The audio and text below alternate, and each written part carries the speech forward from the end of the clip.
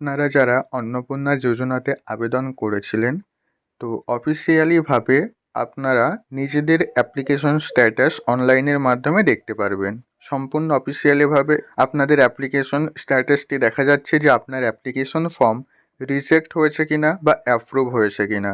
যদি অ্যাপ্রুভ হয়ে থাকে তাহলে আপনারা নিশ্চিত টাকা পাবেন, আর যদি আপনাদের অ্যাপ্লিকেশন রিজেক্ট হয়ে যায় সেক্ষেত্রে কিন্তু আপনারা টাকা পাবেন না। তো তার জন্য কি করতে হবে সেটা আজকের এই ভিডিওতে বলে দেব। তাহলে আগে চলুন কিভাবে আপনারা আপনাদের অন্নপূর্ণা যোজনার অ্যাপ্লিকেশন স্ট্যাটাস চেক করবেন সেটা দেখিয়ে দিই।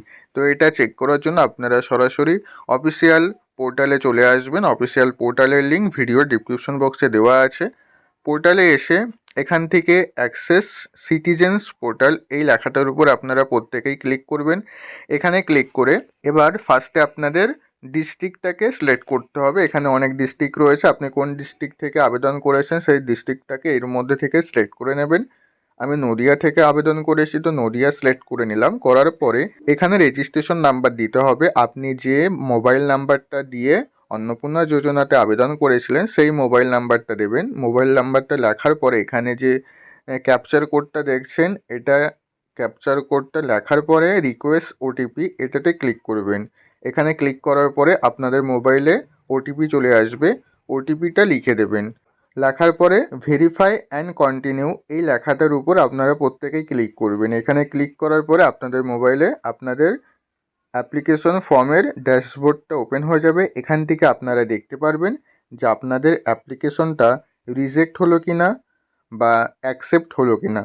তো আমি দেখুন স্ক্রিনের উপর দেখিয়ে দিচ্ছি, যাদের অ্যাপ্রুভ হবে তাদের কি লেখা থাকবে, যাদের রিজেক্ট হবে তাদের কি লেখা থাকবে, আর যাদের পেমেন্ট ফেইল্ড হবে তাদের কি লেখা থাকবে। দেখুন ফার্স্টে যেটা রয়েছে এটা হচ্ছে তার হচ্ছে অ্যাপ্লিকেশন অ্যাকসেপ্ট হয়ে গেছে। দেখুন এখানে লেখাই আছে অ্যাপ্লিকেশন অ্যাকসেপ্ট। এবার এই অ্যাকসেপ্ট হওয়ার পরেও দেখা যাচ্ছে অনেকের টাকা আসেনি। সেক্ষেত্রে হতে পারে যে 1 তারিখে যখন টাকাটা ছাড়া হয়েছিল সেই সময় হয়তো তার অ্যাপ্লিকেশনটা অ্যাকসেপ্ট হয়নি, এই কারণে টাকা আসেনি। তো এর পরের লটে যখন টাকা ছাড়া হবে তখন যে সমস্ত আবেদনকারীর অ্যাপ্লিকেশন অ্যাপ্রুভ হয়ে গেছে তারা টাকা পেয়ে যাবে, ঠিক আছে। এবার আছে যাদের অ্যাপ্লিকেশন রিজেক্ট দেখাচ্ছে, যাদের অ্যাপ্লিকেশন রিজেক্ট হয়েছে সেটা কীরকম দেখাবে তো দেখে নিন। স্ক্রিনের উপরে আপনারা প্রত্যেকেই দেখতে পাচ্ছেন যে সমস্ত আবেদনকারীর ফর্ম রিজেক্ট হয়েছে তাদের লেখা থাকবে অ্যাপ্লিকেশন রিজেক্টেড, এরকম লেখা দেখাবে। অনেকেরই এরকম দেখাচ্ছে, তো তাদের এখন কি করতে হবে চলুন সেটা বলে দিই।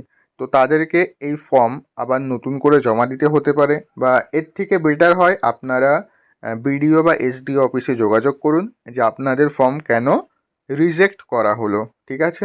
তো সেখান থেকে আপনাদেরকে যা জানাবে তো সেই বুঝে পরবর্তী কাজটা সম্পূর্ণ করবেন। তো অবশ্যই আপনাদের হতে পারে নতুন করে ফর্ম জমা দিতে হতে পারে, বা অনলাইনে ফর্ম ফিল আপ আবার করবেন যদি কোনো সমস্যা হয়ে থাকে।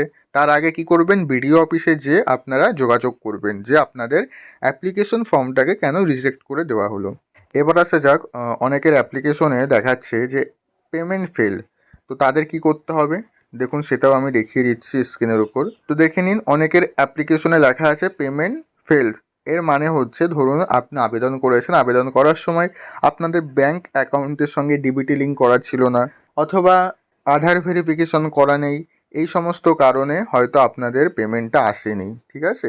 তো অবশ্যই ব্যাংকে যেয়ে আপনারা চেক করে দেখবেন ব্যাংকের সঙ্গে ডিবিটি লিঙ্ক করা আছে কিনা, বা ব্যাংকের অ্যাকাউন্টটা চালু আছে কিনা। এটা কিন্তু অবশ্যই আপনাদেরকে দেখে নিতে হবে।